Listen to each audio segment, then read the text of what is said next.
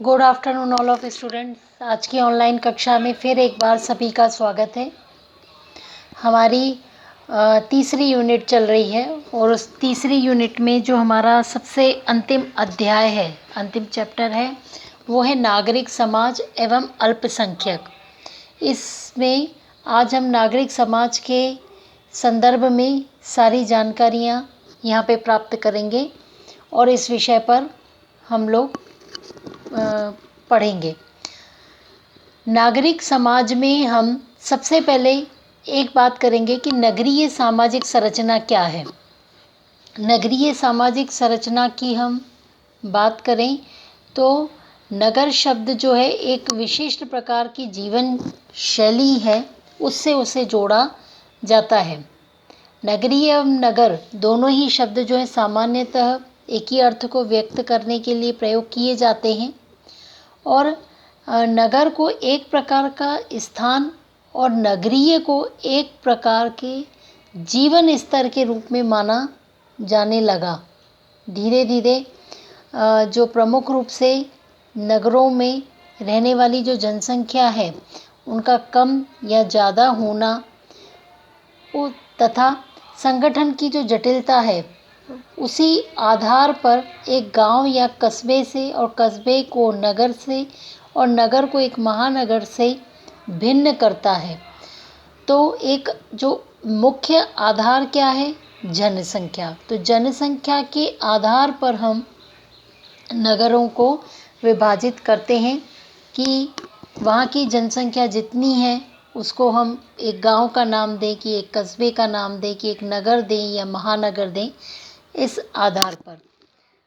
फिर नगरीय सामाजिक संरचना में हम मुख्य रूप से देखें तो वहाँ की भूगोलवेताओं ने जो परिभाषा दी है उनके द्वारा जनसंख्या के आधार मानकर उसका जो आकार है और उसके घनत्व है उससे दी गई है। ठीक है। और मुख्य रूप से हम नगरीय दृष्टिकोण की बात करें तो नगरीय जीवन के जो सांस्कृतिक, मनोवैज्ञानिक तथा अन्य सामाजिक आयाम हैं उसके महत्व पर अधिक जोर दिया जाता है। नगर में जो बसने वालों के जो विशिष्ट जीवन शैली है, उनकी जो मनोवृत्तियाँ हैं, उनकी जो मूल्य हैं, उनकी व्यवस्थाओं में जो मानव के संबंधों के विशिष्ट स्वरूप हैं वो हमें देखने को मिलते हैं। सामाजिक संरचना में, नगरीय संरचना में हम नगरीय जीवन शैली को अलग अलग भी प्रकार से देखते हैं। क्यों? क्योंकि ये जो नगरीय जीवन के जो मौलिक घटक हैं, इनकी जो नगरीय जीवन की जो शैली है, क्या विशेषता है? मुख्यतः इनका जो दृष्टिकोण है, इनकी जो व्यवहारों की जटिलता है, लोगों की विषमता है, इस आधार पर भी हम यहाँ की संरचना को समझते हैं। किसी भी हम समुदाय की नगरीय जीवन शैली का कितना अंश है, यह 3 बातों पर निर्भर करता है। पहला तो उसकी जनसंख्या का आकार, दूसरा जनसंख्या का घनत्व और तीसरा जनसंख्या की विषमता। इस आधार पर हम यदि बड़े आकार वाले नगरों में बसे जो समुदाय हैं, सभी सदस्यों के बीच जब यदि उनका घनिष्ठ आमने सामने का संबंध नहीं होता है या फिर लोग सीमित एवं विशिष्ट उद्देश्यों के लिए ही एक दूसरे से मेलजोल का संपर्क रखते हैं, व्यक्ति के व्यक्तित्व के सभी पहलुओं से परिचित होने में रुचि नहीं रखते, इस विशेषता के परिणाम स्वरूप नगर में क्या है? औपचारिकता, अस्थायी, आंशिक तथा दूर का संपर्क देखने को मिलता है और दूसरी ओर गांव में व्यक्तियों के बीच निकट के संघर्ष पाए जाते हैं। व्यक्तिगत, प्रत्यक्ष, घनिष्ठता पूर्ण तथा दीर्घकालिक होते हैं इनके संबंध। नगरीय समाज की हम विशेषताओं की बात करें तो अधिक जनसंख्या। सामान्यतः माना जाता है कि नगर की जो न्यूनतम जनसंख्या है वो 5000 होनी चाहिए और इससे अधिक कितनी भी हो सकती है।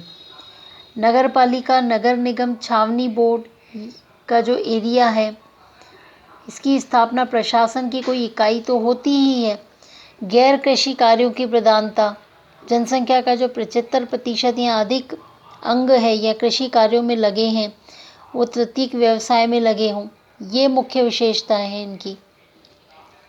जनसंख्या के घनत्व की बात करें तो भारत में नगर के लिए न्यूनतम जनसंख्या का जो घनत्व है वो 400 प्रति वर्ग किलोमीटर अवश्य होना चाहिए।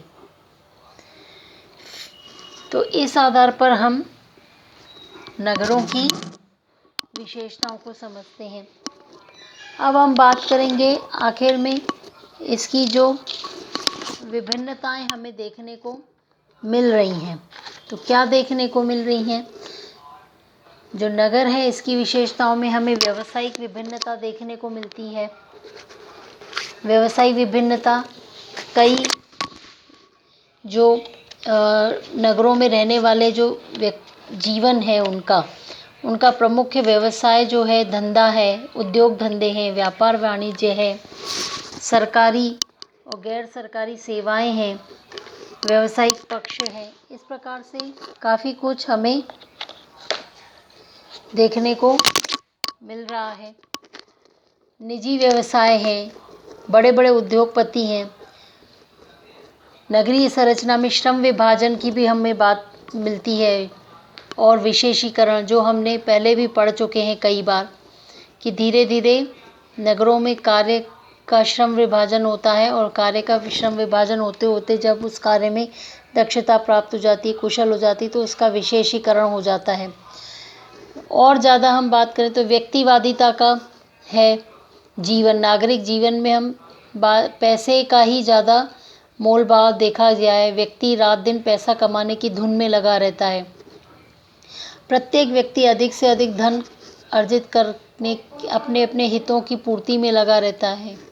तो वहाँ पर व्यक्ति अपने ही परिवार के सदस्यों की चिंता नहीं करके अपना ही सोचता है। तो व्यक्तिवादिता इससे बढ़ावा है। औपचारिक सामाजिक नियंत्रण है, पारिवारिक नियंत्रणों में कमी है, धर्म का प्रभाव भी कम घटता है। महिलाओं की स्थिति ठीक है, थोड़ी सी अच्छी है रहती है नगरों में। क्यों?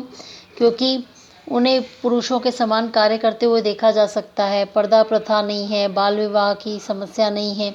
ये जो अवगुण हैं या जो ये प्रथाएं हैं, ये नगरों में कम देखने को मिलती हैं। ऐच्छिक समितियां कार्य करती हैं। प्रतिस्पर्धा का जो अधिक हमें देखने को मिलता है वो हमें नगरों में मिलता है। सामाजिक समस्याओं के केंद्र होते हैं। स्थानीय पृथक्करण की बात भी वहाँ पर हमें देखने को मिलती है।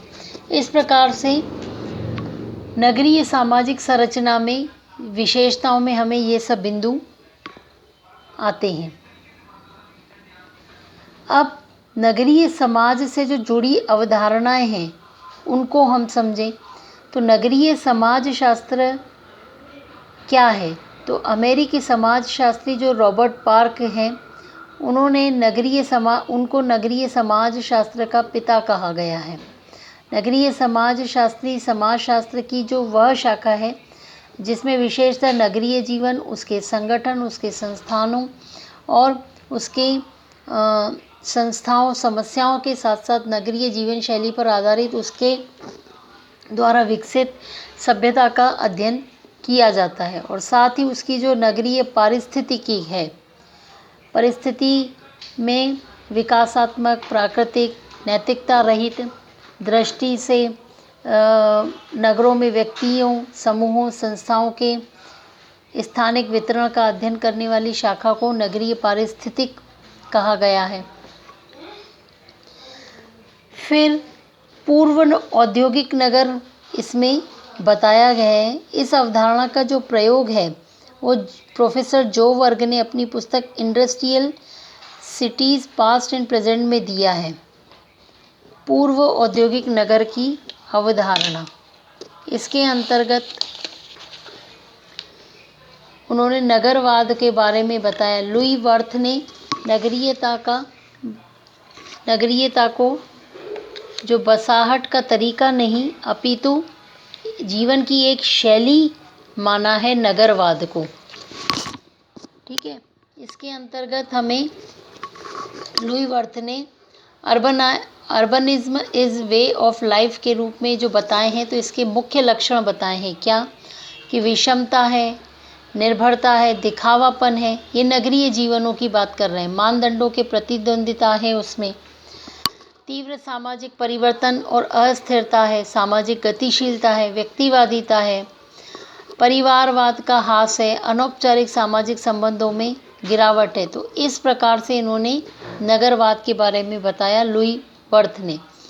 लुई वर्थ ने साथ में ये भी बताया कि इस नगरवाद की वृद्धि के मुख्य 3 कारण क्या हैं। तो मुख्य 3 कारण हम पहले भी चर्चा किए हैं, अभी वही बिंदु यहाँ पर फिर आ रहे हैं कि जनसंख्या का आकार, जनसंख्या का घनत्व और जनसंख्या में कितनी विजातीयता पाई जाती है।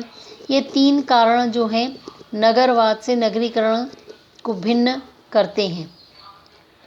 ठीक है, तो इस प्रकार से नगरीय संरचना कैसी है नागरिक समाज के अंतर्गत, नगरवाद क्या है, इसकी क्या विशेषताएं, इसको आज हमने यहाँ पे समझा। कल हम अल्पसंख्यक के विषय में पढ़ेंगे। ये हमारी 3rd यूनिट का लास्ट अध्याय है और ये लास्ट टॉपिक है, केवल अल्पसंख्यक है, तो वो उसे हम कल समझेंगे। आज के लिए इतना ही, धन्यवाद।